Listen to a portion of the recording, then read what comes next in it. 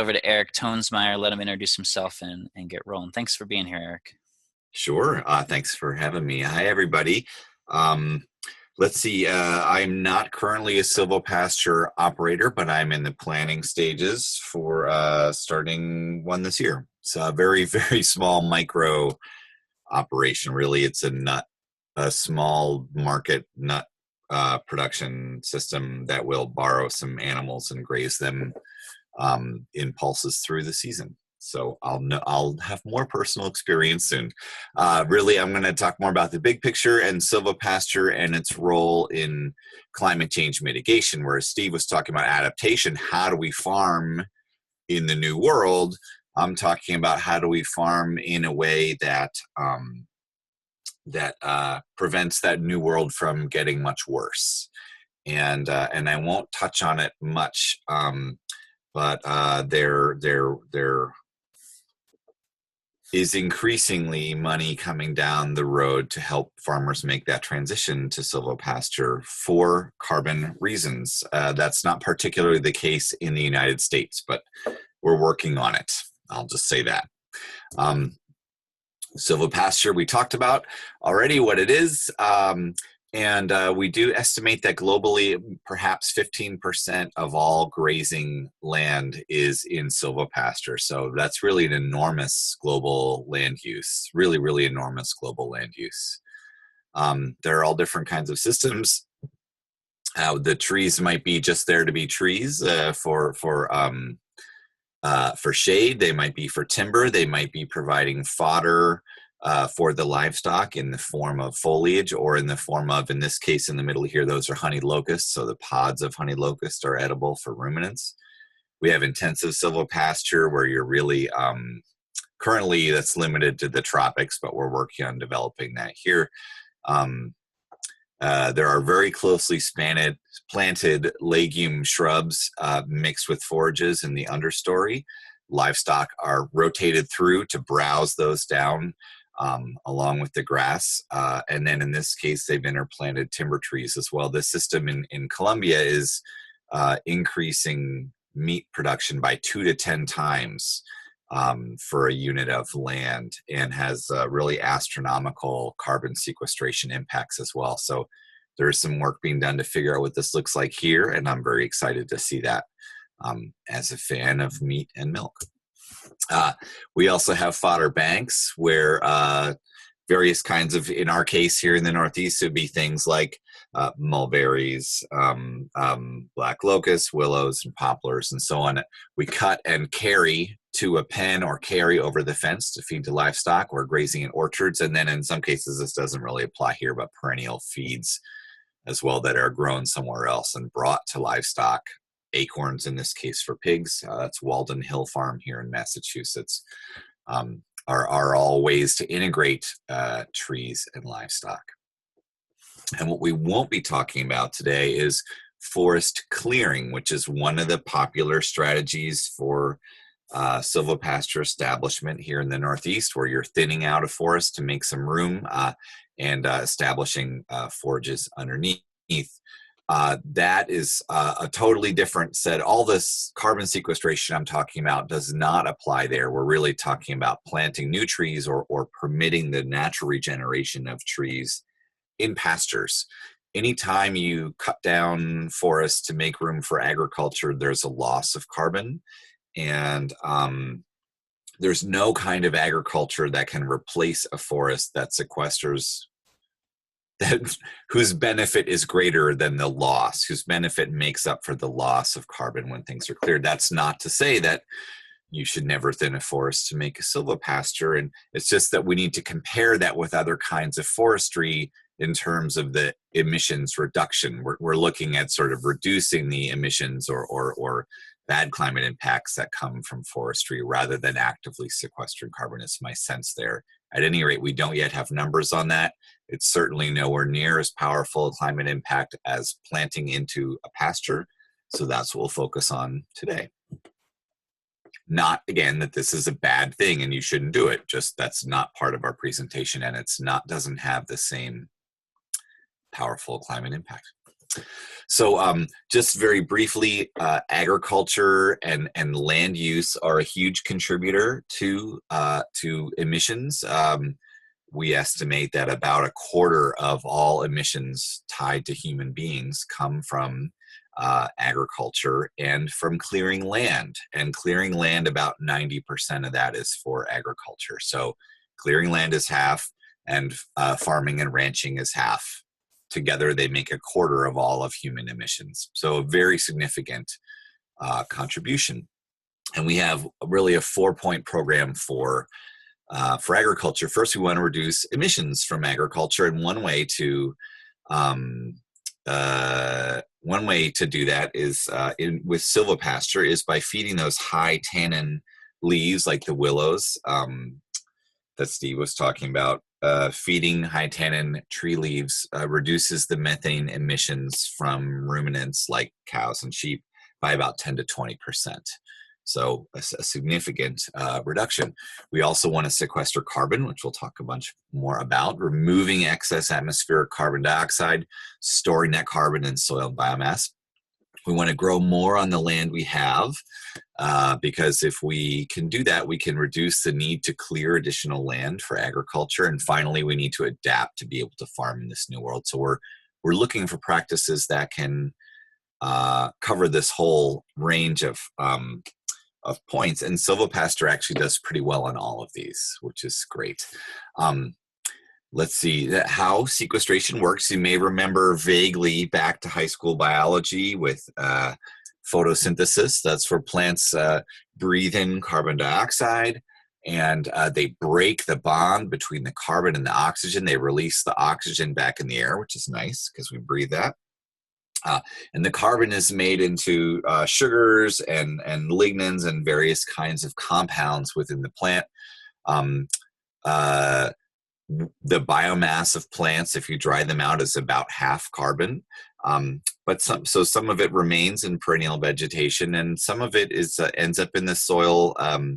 The plants give off sugars to feed some soil organisms through their roots, so some of it gets in that way. And also over time, root hairs die, leaves decompose, and the regular, ordinary soil building process takes place to form organic matter. And organic matter is, again, if you dry it out, it's about 57 or 58% carbon.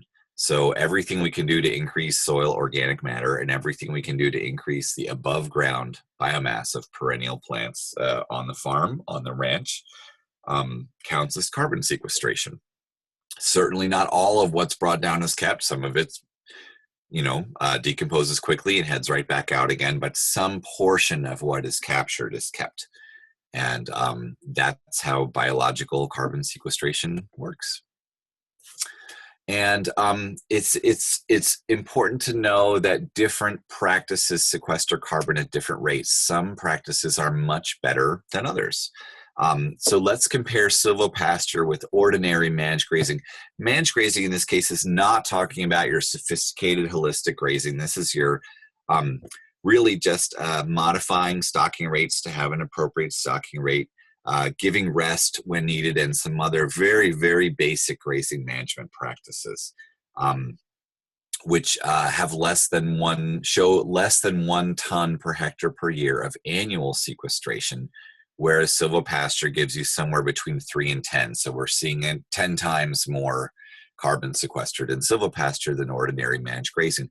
We do have a couple of studies of fancy grazing practices, adaptive multi-paddock systems, showing 3 or 4 tons per hectare per year, which is very exciting. Those are also very highly contested. It's an area where there is not at all agreement among scientists. I'm very hopeful that those numbers will prove to be not just exceptions, but will prove to be a new rule and some new solid numbers we can work with. But even then, they're very much at the low end of silvopasture, and there's no reason to think that adding trees to those wouldn't also increase the rate of sequestration there. So that's the annual rate, but we also look at the lifetime sequestration. How much is stored up over the lifetime? There's a difference there too. In silvopasture systems, we see up to 250 tons in soils, whereas in managed grazing systems, we're looking at more like 30 to 40. So the annual rate is lower and the lifetime amount is quite a bit lower. We also add, and this does not include in this table, the above ground biomass of all those trees in terms of the lifetime carbon stock. So really, where you can add trees to a pasture, and you can't everywhere for various management considerations because it's too dry, various other reasons. But where you can add trees to pastures, the increase in carbon sequestration is really notable, both on an annual and a lifetime basis. And one of the challenges is that when you're looking at sequestration in ecosystems and in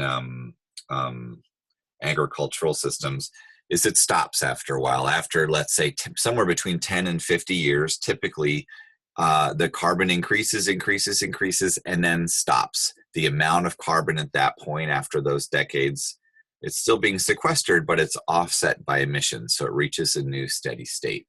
And silvopasture offers us an interesting way to get around that, which is if you harvest some of the trees and use them in a long-lived product like a house, for example, and then those trees resprout and regrow, or you plant new trees, then even if your soil is saturated, you can continue to have that rapid growth in above ground biomass that allows you to stay ahead of saturation, which managed grazing really doesn't. None of the grazing systems really have a way to get around this right now.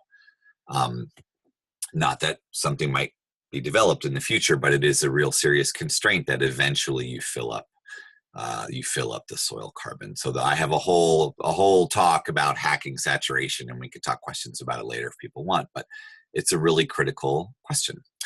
One of the problems with raising livestock, especially ruminant livestock, is that they have emissions themselves.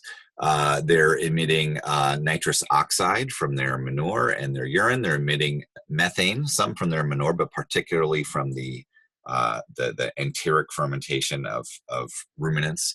And while some people will try and tell you that livestock on pasture don't produce methane, there's really no scientific evidence for that whatsoever. It would be delightful if that was true, but I would be extremely surprised, and certainly no scientists that I'm aware of are taking that seriously in any way. So for now, they produce carbon, they produce methane, they produce nitrous, and then there's also a lot of carbon dioxide that's associated more with the growing of feeds for livestock. So that's a serious challenge. How does the sequestration that these livestock systems like managed grazing and silvopasture, how much does that sequestration get canceled out by emissions from those animals? Well, I have a couple of ways of looking at that here.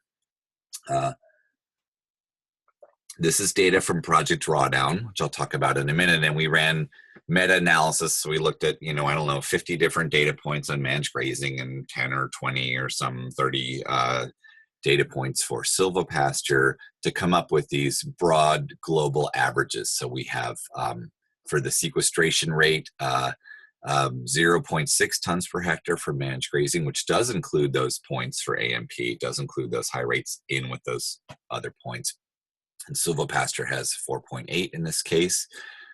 In both cases, we chose a standard rate of 0.4 tons of carbon equivalent for the emissions. It's really like, 1.2 tons of CO2 or something like that. So then when you subtract the emissions from sequestration, you can see that you're left with a little bit for managed grazing and quite a bit for silvopasture. Here's the key: in the grazing systems, 2/3 of the carbon that was sequestered was basically canceled out by emissions, whereas in silvopasture it was only 8%. So really, in terms of not just sequestering carbon, but really making a very positive impact from ruminant livestock production, silvopasture is the gold standard. It's absolutely the very best possible way to raise ruminants, as far as I'm concerned. Here's another case study. This is from Colombia, where we have a degraded pasture, which was then improved. And if we look at those for a minute, we were losing carbon initially. We're gaining a lot of carbon. We went from losing 0.3 tons per hectare per year up to gaining 0.9. But because when you improve that pasture, you can add more cows, the emissions went up, and actually both systems, degraded pasture and improved pasture were both a net emissions, were both a loss, even though there was at least more food produced in the improved pasture system. When you add an intensive silvopasture, however, you get a much more positive look. And when you add trees interspersed with that, big timber trees interspersed, so much the better. So the emissions do count, and they are serious. And silvopasture is a great way to overcome that challenge. So looking at the food system as a whole, there's really two different approaches to reducing emissions from the food system. And the first is demand side reduction. So if we needed less food, that would reduce emissions from the food system. The first place to strike is food waste. Globally, some 30 or 40% of food is wasted. A lot of emissions were created to make and transport and refrigerate that food, and then we throw it out. So that's a total disaster. And typically when that food ends up in a landfill, where it in an anaerobic environment, it turns into methane. So it's just terrible every way along there. So if we can reduce food waste, that's huge. And also converting to a plant-rich diet, not a vegan diet, not even a vegetarian diet, but eating a healthy amount of meat for Americans, reducing the amount of meat that most Americans consume, let's say, if we're looking at this country, is really significant. And there are people who would say that if everybody ate 3 grass-fed steaks a day, that would be the best thing for climate change. The answer is there isn't really enough land for that to work. We'll look at a slide about that in a minute. So those are our food demand reduction solutions. It's nice if we can reduce demand. That might allow us, for example, to reforest a bunch of land and so on. On the other hand, we want to look at supply side solutions, at production solutions, where we're producing the food. And Project Drawdown is that we had a book come out last year. We ran sort of complex mathematical models on 80 solutions across different sectors: buildings, ecological restoration and ecosystem management, food production, food use, energy, women and girls, transportation, and so on. And we ranked all those solutions based on their total impact in terms of how many gigatons of carbon dioxide equivalent would they reduce between 2020 and 2050. And of all of the agricultural solutions, silvopasture was the most powerful. It was more powerful than any other agricultural solution. And it was number 9 out of all of the solutions.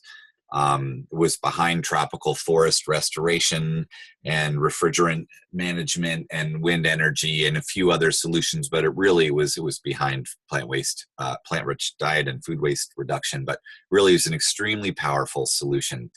And even though the adoption, if you look on the right here, the right-hand column, the darker red there, the medium red shows how widely they're currently practiced, and the sort of coral or salmon color there, the pink, shows projected new adoption. So even though the projected new adoption of silvopasture is much less than almost any of our other agricultural solutions, including managed grazing, partly because of climate limitations, it requires a certain amount of rainfall, partly because it's more expensive, partly because it's not currently growing all that fast. Nonetheless, it was the most powerful because the per hectare impact, that sequestration rate, is so powerful. Not, again, that all of those things aren't important. Every one of these solutions is critical, but silvopasture really is not getting its share, hasn't been getting its share of the airtime. And it's really critical that we take a look at which things actually have the most potential and invest in those. And silvopasture is really the champion, according to our analysis. Now, let's return to this question of diet for a minute. My proposal around livestock production is that because a third of cropland goes to feed livestock, goes to raise soybeans and corn and whatever for livestock, and that's land that could be growing human food. And as the demand for food is increasing, and as population is projected to increase, we end up seeing by 2050 huge amounts of deforestation to make room for agriculture, which is a disaster in terms of climate. The emissions from deforestation are really terrible. So Uh, my proposal is, and some people have started looking at this, what would it be like if we didn't feed anything to livestock that people could eat? If livestock ate only pasture, tree fodders, food waste, and crop residues like the seed cakes and stuff that are left over after pressing oils, or grazing, like grazing down after crops are in the field and things like that. And some scientists have just started publishing numbers about this. And basically what they found is that this scenario is called livestock on leftovers. If you raised livestock on land that isn't suited for growing crops, but is great, it's too hilly or too rocky or too remote, let's say, or too dry, and you grazed all of that with pasture or silvopasture. If you fed them only food waste and crop residues, basically, if everyone in the world had the same amount of livestock protein in their diet, it would be about 1/3 of what the average American consumes today. So it's not really possible to eat 3 steaks a day.